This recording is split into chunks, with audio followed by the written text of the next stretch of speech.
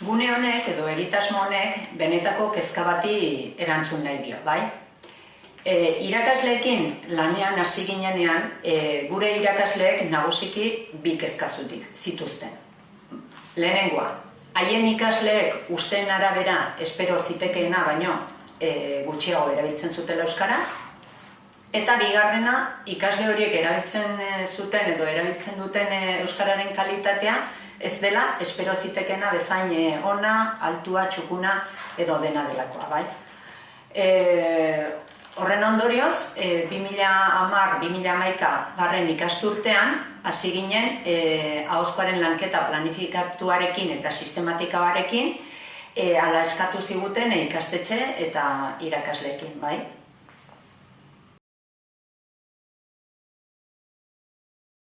Hoxe, orain aipatutako kezka hori erantzun nahian, ikusi genuen gure formazioan bi adar jorratu behar genitula.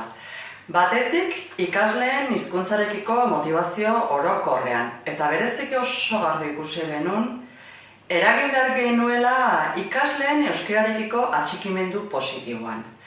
Hori batetik, eta horrekin lotuta ohartu ginen, ikasleen euskararen erabileran aurrera egin nahi izan ezkero, aurrera egin baldin genuen euskararen erabileran, ahozkoak gelan nahi eta ez landu beharrekoa zela.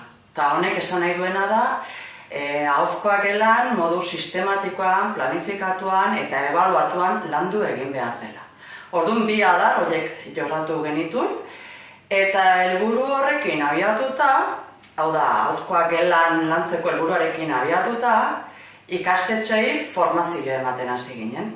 Eta formazio honen ondorioz, elkarlanean edo nolabait esateko elkarrekin lanean formazioan parte hartzen zuten eta gaur egun ere gurekin parte hartzen duten irakasle guztiekin batera, ahozko praktika errealak sortzeari, gelaratzeari eta egindakoa baloratzeari ekin genion. Beraz, labur-labur esateko guk ematen dugun formazioak, tokian tokiko egoera soziolinguistikoa hartzen du kontuan, hori da abiapuntua, eta honekin esan eduguna da ikastetxeko errealitatetik abiatzen garela hizkuntzaren didaktikan eragiteko. Hau da gure lan egiteko norabidea.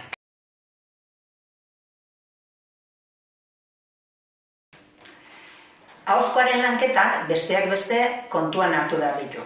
Gure ikasleen hizkuntz gaitasunak, haien egoera soziolinguistikoa eta gelako interakzio didaktikoak, bai?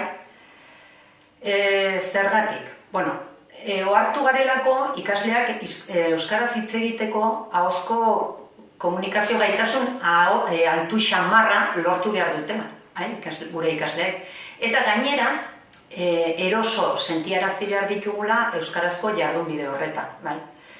Eta gainera, uste dugu eskolak ikasleak horretan trebatu behar dituela, alik eta hobekien trebatu ere.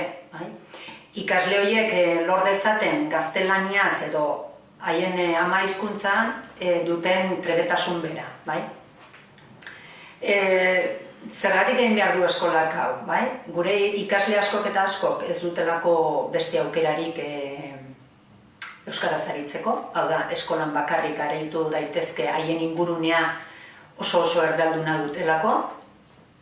Ikasleak ahozkoan trebatuz gero erosoago eta errazago arituko direlako euskaraz hizketan, eta eskolaren zeregina ere badelako ikasleak ahozko komunikazioan trebatzea. Guk gune honen bidez, modu irekian partekatu nahi ditu bai egitasmoan parte hartu duten ikasleren zein zenbait irakasleen lanak, eta baita ere guk bildutako praktika eta esperientzia guzti hori.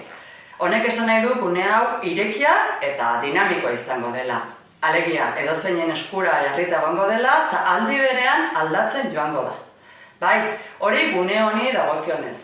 Zegu gainontzean, gure aldetik formazioa eskaintzen jarraituko dugu, hori delako gure lanaren eguneroko atal bat. Eta dakiguna, eta jasotzen duguna, konpartitzea, eta noski aldegun neurrian laguntza ematea, laguntzea delako gure eguneroko egin beharra.